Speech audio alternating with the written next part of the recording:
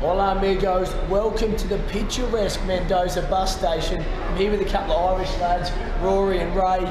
Gents, we've just had a week in Mendoza. What have you learned about the place?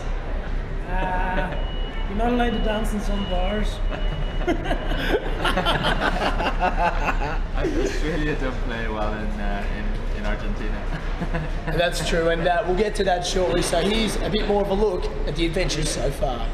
It took no more than an hour after our arrival and we quickly found out what makes this region tick. In true wine tour fashion, naturally we began with a beer before sampling some of the finest vinos you'll ever devour.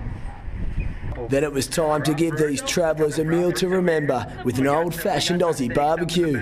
No worries, guys. You know, we're really doing it old-fashioned style on a couple wooden embers, so it's real delectable, to be honest. And what better way to work off a Malbec hangover than with a metre of hot springs? And a water slide of the unknown. Gnarly, dude.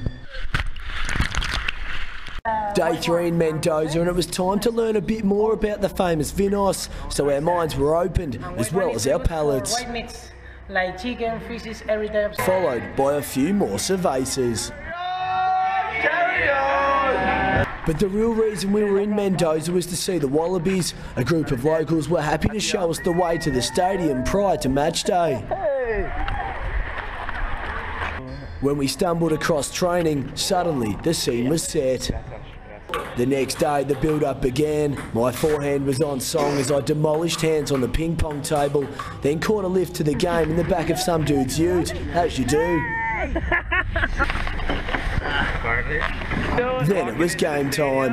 My first real rugby game. Wallabies! Let's go! The Wallabies! And a chance to show our Aussie colours. Soil and well-fed soil. While it wasn't the result we were after, a delirious home crowd wanted to celebrate their first championship win on the field, and we were happy to join them. The end of an eventful stay in Mendoza. And now it's time for our favourite segment, Mongdong's Clip of the Week. Yeah, thanks Rory. This week it's the youth of Argentina and their growing passion for rugby. They were happy to give us some stick during the game, but were very friendly and patient with this amigo's complete lack of Spanish. Great stuff. Te tomaste un avión de acá a Australia. We're now in Cordoba. Coincidentally, there's a beer fest on. Ray's a bit knackered, but we'll push on. Until next time, I'm Jeff Smith.